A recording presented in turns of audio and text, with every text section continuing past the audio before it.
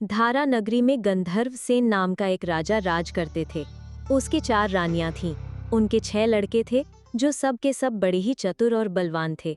संयोग से एक दिन राजा की मृत्यु हो गई और उनकी जगह उनका बड़ा बेटा शंख गद्दी पर बैठा।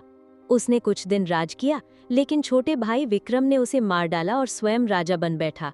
उसका राज्य दिनों दिन बढ़ता गया और वो सारे जम्बू द्वीप का राजा बन बैठा।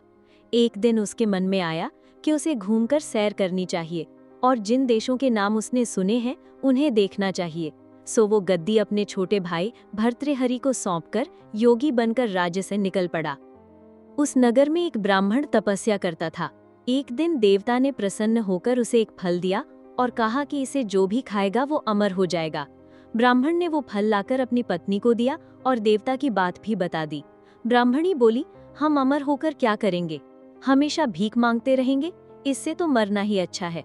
तुम इस फल को ले जाकर राजा को दे आओ और बदले में कुछ धन ले आओ।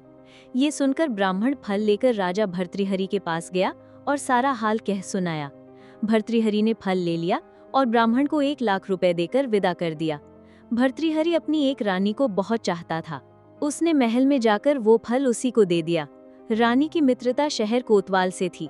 उसने वो फल कोतवाल को दे दिया। कोतवाल एक वेश्या के पास जाया करता था। वो उस फल को उस वेश्या को दे आया। वेश्या ने सोचा कि ये फल तो राजा को खाना चाहिए। वो उसे लेकर राजा भर्तृहरि के पास गई और उसे दे दिया। भर्तृहरि ने उसे बहुत सा धन दिया, लेकिन जब उसने फल को अच्छी तरह से देखा तो पहचान लिया। उसे बड़ी चोट लगी, पर उसने किसी से कुछ कहा नहीं। उसने महल में जाकर रानी से पूछा कि तुमने उस फल का क्या किया? रानी ने कहा, मैंने उसे खा लिया। राजा ने वो फल निकाल कर दिखा दिया। रानी घबरा गई और उसने सारी बात सच सच कह दी। भर्तृहरि ने पता लगाया तो उसे पूरी बात ठीक ठीक मालूम हो गई। वो बहुत दुखी हुआ। उसने सोचा, ये दुनिया माया जाल है, इसमें अपना कोई नहीं। वो फल लेकर बाहर आया और उसे धुलवाकर स्वयं खा लिया। फिर राजपाट छोड़ योगी का भेष बना जंगल में तपस्या करने चला गया। भर्तृहरि के जंगल में चले जाने से विक्रम की गद्दी सूनी हो गई। जब राजा इंद्र को ये समाचार मिला तो उन्होंने एक देव को धारा नगरी के रखवाली के लिए भेज दिया। वो रात दिन वहीं रहने लगा। भर्तृहरि के राजपाट छोड़कर वन में चले जाने की बात विक्रम को मालूम हुई तो वो लौटकर अपने देश में आया। आधी रात का समय था। जब वो नगर में घुसने लगा तो देव ने उसे रोका। राजा ने कहा, मैं विक्रम हूँ, ये मेरा राज है, तुम रोकने वाले कौन होते हो? देव बोला, मुझे राजा इंद्र ने इस नगर की चौकसी के लिए भेजा है। तुम सच्चे राजा विक्रम हो तो आओ, पहले मुझसे लड़ो। दोनों में लड़ाई हुई। राजा ने जरा सी देर में देव को पछाड़ दिया। तब देव बोला, हे राजन, तुमने मुझे हरा दिया, मैं तुम्हें जीवन दान देता हूँ।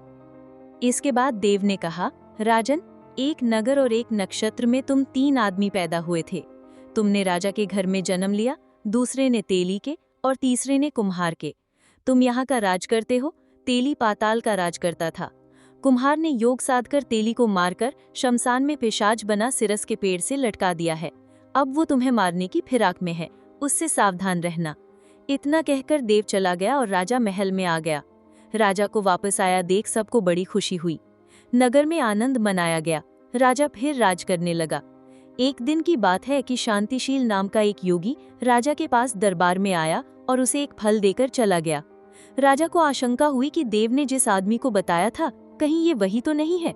ये सोच उसने फल नहीं खाया, भंडारी को दे दिया। योगी आता और राजा को एक फल दे जाता। संयोग से एक दिन राजा अपना अस्तबल देखने गया था। योगी वहीं पहुंच और फल राजा के हाथ में दे दिया। राजा ने उसे उछाला तो वो हाथ से छूटकर धरती पर गिर पड़ा। उसी समय एक बंदर ने झपट कर उसे उठा लिया और तोड़ डाला। उसमें से एक लाल निकला जिसकी चमक से सबकी आंखें चौंधिया गईं। राजा को बड़ा अचरज हुआ। उसने योगी से पूछा, आप ये लाल मुझे रोज क्यों दे जाते हैं?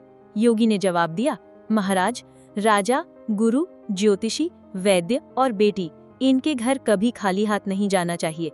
राजा ने भंडारी को बुलाकर पीछे के सब फल मंगवाए। तुड़वाने पर सब में से एक एक लाल निकला। इतने लाल देखकर राजा को बड़ा हर्ष हुआ। उसने जौहरी को बुलवाकर उनका मूल्य पूछा।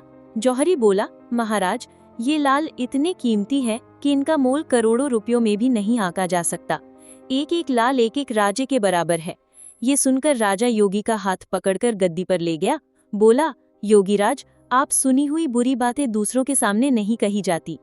राजा उसे अकेले में ले गया। वहां जाकर योगी ने कहा, महाराज, बात यह है कि गोदावरी नदी के किनारे मसान में मैं एक मंत्र सिद्ध कर रहा हूँ। उसके सिद्ध हो जाने पर मेरा मनोरथ पूरा हो जाएगा। तुम एक रात मेरे पास रहोगे तो मंत्र सिद्ध हो जाएगा। एक दिन रात को हथियार बांधकर तुम अकेले मेरे पास आ जाना। राजा ने कहा, अच्छी बात है। इसके उपरांत योगी दिन और समय बताकर अपने मठ में चला गया। वो दिन आने पर राजा अकेला वहां पहुंचा। योगी ने उसे अपने पास बिठा लिया। थोड़ी देर बैठकर राजा ने पूछा, महाराज, मेरे लिए क्या आज्ञा है? योगी ने कहा, राजन, इससे दक्षिण दिशा में 2 कोस की दूरी पर मसान में एक सिरस के पेड़ पर एक मुर्दा लटका है।